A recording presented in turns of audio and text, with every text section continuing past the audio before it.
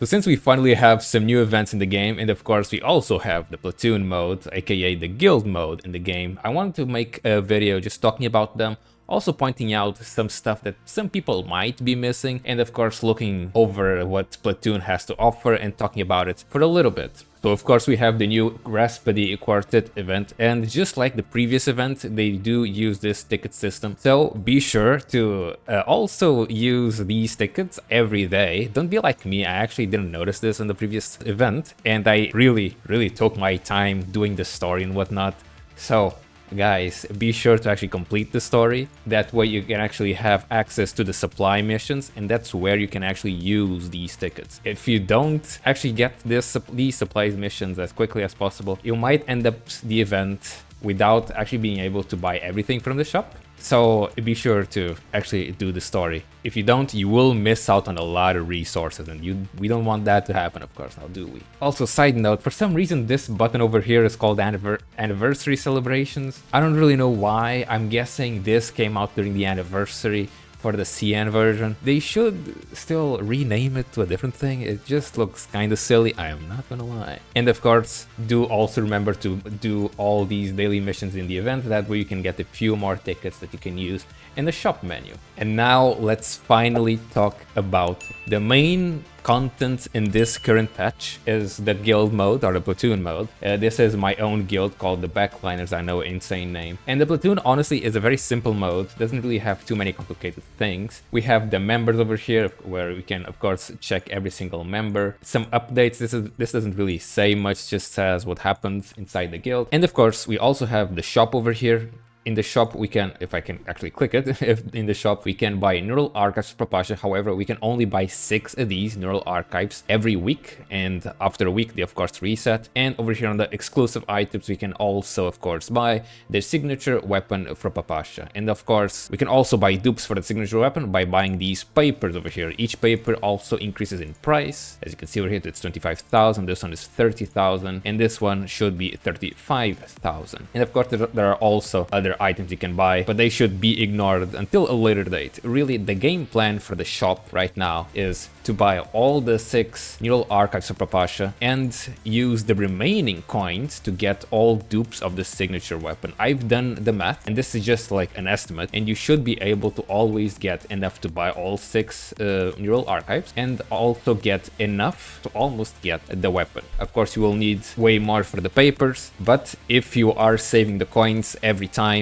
or every week, you should eventually get all the papers to increase the rank for the signature weapon. So be sure to never actually buy any of these materials, and also never buy any of these other items until you have all the dupes for Papasha and all the signature weapons, or all the dupes for the signature weapon for Papasha. After that you should of course, or you can of course, use your coins on whatever you want to spend them on. Of course I recommend first clearing this part of the shop, and only then I do recommend actually starting spending coins on this side of the shop. And of course this precise grade attachment supply box is kind of a trap, because you know the attachments will be very random, and you can't even choose like which set it gets you or it gives you. So I really recommend staying away from the box, because it's kind of pointless. Now going over here on the resupply, here you can just get some freebies from these boxes that show up from time to time. You do have a time limit to actually claim them, so be sure to always be checking here. However, the stuff in here is actually random, so there isn't really like a guarantee to always get the cubes. As you can see over here on the left, there's one with cubes over here.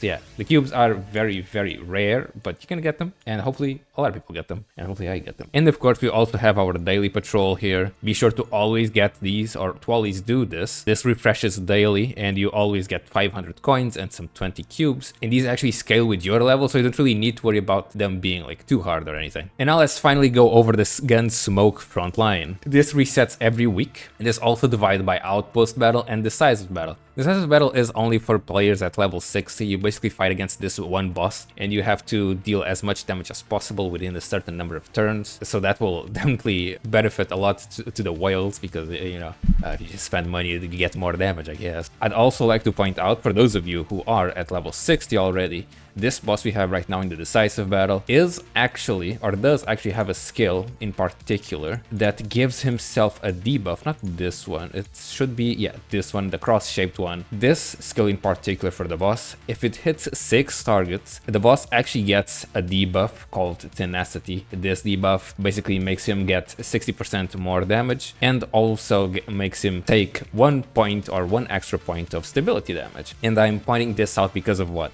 The only way we can actually make the boss take this debuff is actually by using Papasha. So even though Papasha right now, like I know on the tier lists, she isn't really that great of a unit, especially because of the summon she has. The AI for the summon is a little bit wonky. However, she is the only way we actually have right now to trigger this debuff. So be sure to actually invest some of your resources to Papasha, and that way this boss will be way easier and you'll be able to do way more damage. But in any case, we do have the outpost battle, and in this one we fight some mobs. And to fight these mobs, we actually have these buffs that you can choose, and also you do actually need to choose your own team. And I would like to point out, you can do these stages twice every day. However, you can't use the same team twice. So don't be like me and use your best units on your first team immediately. Be sure to separate the power level between your teams, or between each team.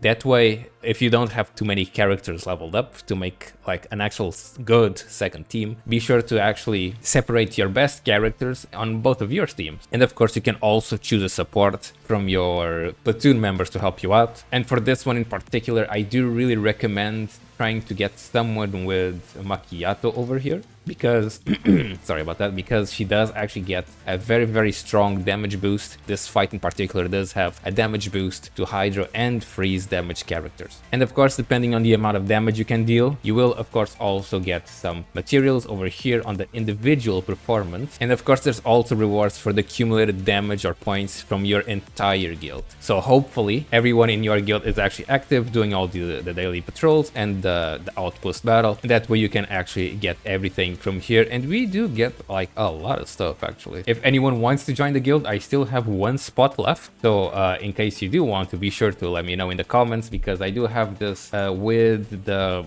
application needed, so that way I can actually see which one of you guys actually joining instead of just a random player in the game. Okay, I'm literally recording this just to make the video actually reach 8 minutes. It's not anything too important or too like relevant, but I would like to still actually show this to you guys, just in case like anyone hasn't seen them yet. But in any case, I've been doing these spreadsheets, not spreadsheets, like infographics really, for characters. So far I have made an infographic for Macchiato, and I've also made an infographic for Papasha over here. Macchiato was the first version, and Macchiato was the first version, and Papasha was the second version. I usually post these on Twitter, and I also post them in the community tab on YouTube, of course. So if you don't want to actually follow me on Twitter to check these, you can just check them on the community notes instead. Do be sure to let me know what you guys think about these. I would like some feedback, and maybe I can make them a little bit better, who knows. So yeah, that's everything. Yeah.